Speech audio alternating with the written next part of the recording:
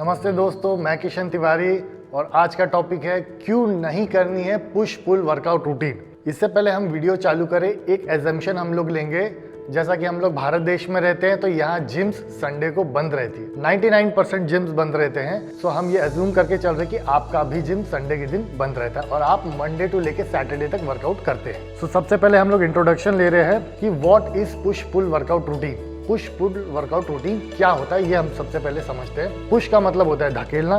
तो जो भी मसल जिसमें हम किसी चीज़ को धकेलते हैं वो पुश में आती है, जैसे कि चेस्ट, शोल्डर और ट्राइसेप, ये तीनों में धकेला जाता है। पुल जिसमें हम खींचते हैं, जैसे कि बाइसेप्स है और बैक मसल है। कुछ लोग इसमें ट्रैप्स भी करना पसंद करते हैं, जो लॉजिक बनता है। और थर्ड होता है लेग्स। लेग्स का मतलब पूरी लोअर बॉडी, जिसमें कास भी आ जाता है। तो इंडिया में लोग क्या करते हैं कि मंडे को पुश, ट्यूसडे को पुल, वेडनेसडे को लेग्स। अब ये 3 दिन वर्कआउट हो गया तो कितने दिन बचे? 3 और दिन बचे। तो सेम रिपीट कर लेते हैं, पुश पुल और लेग्स। तो हर मसल कितनी बार रिपीट हो गई? 2 बार रिपीट हो गई। वैसे तो एक मन में हर किसी के लालच रहता है कि भाई किसी मसल को कितनी बार मार लिया जाए उतना ही अच्छा है। तो लोग 2 बार मार के बहुत खुश होते हैं और देन संडे को रेस्ट होता है। ऑन यूट्यूब एंड इंस्टाग्राम ये जो रूटीन है यूट्यूब और इंस्टाग्राम पे बहुत पॉपुलर है। इसके पीछे रीजन है प्रो बॉडी बिल्डर्स और इंस्टाग्रामर्स। ये लोग यही रूटीन करते हुए आपको मिलेंगे मोस्टली। और कहीं ना कहीं जो फॉलोअर्स है, जो इनको देखते हैं, वो इनको इन्फ्लुएंस होके खुद भी यही वर्कआउट रूटीन करते हैं, बिना समझे कि वो किस लेवल के एथलीट है और उन्होंने कौन सा वर्कआउट रूटीन अपने हिसाब से करना चाहिए। तो ये जो रूटीन है ये कहीं ना कहीं ओवर ट्रेनिंग भी कर सकते हैं। अब ओवर ट्रेनिंग कैसे करेगी? आप ध्यान दीजिए, हर मसल को आप 2 बार ट्रेन कर रहे हैं। आप इमेजिन करिए, हम लेग्स का एग्जांपल लेते हैं। 2 बार अगर कोई भी बंदा सीरियसली वर्कआउट कर रहा है, 2 बार लेग्स रिकवर कर पाना लगभग इम्पॉसिबल। कहीं ना कहीं इस रूटीन में 2 बार लेग्स आता है। चलो मान लो किसी ने लेग स्किप कर दिया, बट जो शोल्डर, चेस्ट, ट्राइसेप एक साथ मार रहा है, फिर बैक, बाइसेप, फोरआर्म्स एक साथ मार रहा है और इसको वो रिपीट कर रहा है, 2 बार रिपीट कर रहा है। कहीं ना कहीं जो मसल्स ओवर ट्रेन हो जा रहे हैं। 3 मसल्स एक साथ ट्रेन करना, आप समझ रहे हैं? 3 मसल्स एक साथ ट्रेन कर रहे हैं और उसको भी हफ्ते में 2 बार, और ऐसी हर मसल रिपीट हो रही है। कहीं ना कहीं ओवर ट्रेनिंग की तरफ लीड हो जाती है बॉडी, रिकवर नहीं कर पाती है। अब प्रोफेशनल्स जो है उनके बारे में हम आगे वीडियो में समझेंगे कि वो कैसे रिकवर कर ले रहे हैं और आप क्यों नहीं रिकवर कर पा रहे हैं। इन वर्कआउट से क्या होता है कि एल्बो इंजरीज भी लोगों को हो रही है। आपने ध्यान दिया, एल्बो इंजरी की सबसे ज्यादा कंप्लेंट्स मिलती है इंडिया में। अब एल्बो इंजरीज क्यों हो रही है? क्योंकि चेस्ट में भी एल्बो यूज होता है, बैक में भी एल्बो यूज होता है, शोल्डर में भी एल्बो यूज हो जाएगा प्रेसिंग में, ट्राइसेप में तो होता ही होता है। सो आप अपने एल्बो जॉइंट को हफ्ते में 4 बार इंटेंसली यूज कर रहे हो। तो कहीं ना कहीं वो किसी न किसी एक इंजरी पे जाएगा। 3 पॉइंट होते हैं, एक है अपना गोल्फर्स एल्बो, एक होता है टेनिस एल्बो और एक टेंडिनाइटिस। ये तीनों पॉइंट में से कहीं ना कहीं आपको कोई ना कोई इंजरी होने के चांसेस बहुत बढ़ जाते हैं। सिर्फ कुछ ही लकी लोग हैं जो इस इंजरी से बच पाते हैं, जो जेनेटिकली गिफ्टेड है, और फिर वो लोग के थ्रू ऐसी बातें फैलती कि देखो इंजरी तो होती नहीं है, और काफी लोगों को इससे इंजरी होती है। कौन इस रूटीन को एक्चुअली कर सकता है? सो इसमें से एक एग्जांपल्स आते हैं बिगिनर्स। ये सुनने में थोड़ा अजीब लगे कि एक बिगिनर कर सकता है और इंटरमीडिएट और एडवांस क्यों नहीं? क्योंकि जो बिगिनर होता है ना,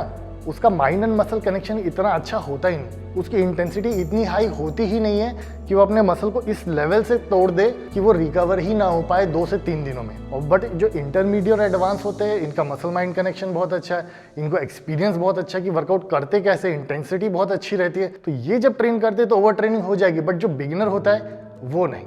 बट बिगिनर को भी एक चीज़ ध्यान रखनी है कि पहले ही दिन से आपको कोई पुश पुल नहीं देने वाला है। कुछ एक समय पीरियड होता है, 1 महीना 2 महीना, उसके बाद एक शॉर्ट पीरियड आता है जहाँ पे मुझे पसंद है कि बिगिनर्स भी पुश पुल को शॉर्ट पीरियड के लिए करे एंड देन वो मूव ऑन हो जाए एक बेटर रूटीन के लिए। अब ये जो वीडियो हम बना रहे हैं इसको हम फर्दर वीडियोस में और डिटेल में एक्सप्लेन करेंगे, बट अभी के लिए इसको यहाँ रोक देते हैं बिगिनर वाले टॉपिक को। जैसे मान लो आप इंटरमीडिएट और एडवांस एथलीट हो, जैसे मैंने बताया कि अगर आप इंटेंस ट्रेन कर रहे हो तो कहीं ना कहीं आपको ओवर ट्रेनिंग हो जाएगी। बट क्या हो कि अगर आप गैप के बाद आए हैं, क्या हो कि आपका गोल सिर्फ फिट रहना है, जो मसल मास है थोड़ा बहुत मेंटेन रहना चाहिए और आप बहुत हार्ड और इंटेंस नहीं ट्रेन कर रहे, इन दैट केस भी आप पुश पुल वर्कआउट को कर सकते हो। तो ऐसे 2 टाइप के लोग हैं जो पुश पुल वर्कआउट को आराम से 6 डेज अ वीक कर सकते हैं। प्रो एथलीट्स होते हैं जो आप यूट्यूब पे उनकी वीडियोस देखते हो, वो बहुत इंटेंस ट्रेन करते हैं, ह्यूज फिजिक होती है, वो कैसे कर पा रहे हो और आप क्यों नहीं कर पा रहे हो, उससे आप क्यों नहीं रिकवर कर पा रहे हो, वो रिकवरी कर ले रहे हैं। अब ऐसा है कि वो जो प्रो एथलीट्स होते हैं वो ह्यूज होते हैं, 100 kg एंड अबव, और कहीं ना कहीं वो कुछ किसी तरीके के रिकवरी पेप्टाइड्स पे होते हैं जो उनके जॉइंट्स को बहुत ईजिली और बहुत क्विकली रिकवर कर देता है। और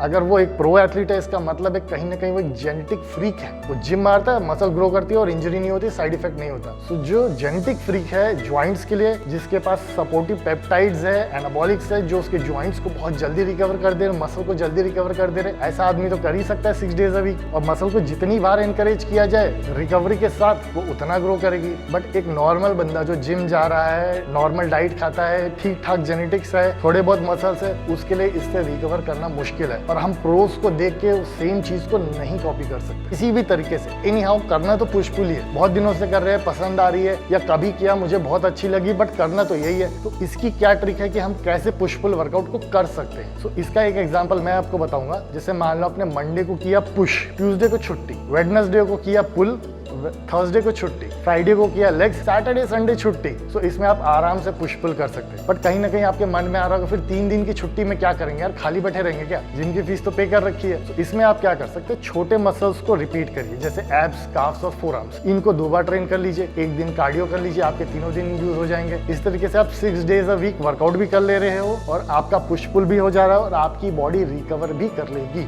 दूसरा तरीका क्या है, होता क्या है, जैसे ग्लोबली ये फेमस क्यों हुआ, क्योंकि लोग Monday, Tuesday, Wednesday push pull legs करने के बाद छुट्टी लेते हैं। 4th डे जो होता है वो छुट्टी होती है उनकी। Then Friday, Saturday, Sunday training करते हैं। बट हमारे इंडिया में जैसे कि हमने पहले एज्यूम किया था, ज्यादातर जिम्स जो है संडे को बंद रहती है, इंक्लूडिंग मेरा खुद का जिम फिटनेस स्क्वायर। तो इसलिए इंडिया में ये चीज़ पॉसिबल नहीं हो पाती है। बट अगर आपका जिम संडे के दिन खुला रहता है या आप खुद ही जिम ओनर है, खोल सकते हैं, इन दैट केस आप मंडे, ट्यूसडे, वेडनेसडे ट्रेन करके थर्सडे छुट्टी लीजिए, फ्राइडे, सैटरडे, संडे ट्रेन करके देन मंडे छुट्टी लीजिए और ये साइकिल चलता जाएगा। इस तरीके से 2 तरीकों से आप पुश पुल वर्कआउट रूटीन कर सकते हैं। अब फ्यूचर में हम क्या करेंगे, अभी तो हमने ये जाना कि क्या नहीं करना है। फ्यूचर में हम ये जानेंगे कि किस तरीके से वर्कआउट रूटीन डिजाइन करें और आपके बॉडी के हिसाब से आपने कौन सी वर्कआउट रूटीन करनी चाहिए। सो जुड़े रहिए हमारे साथ, मिलते हैं दोबारा।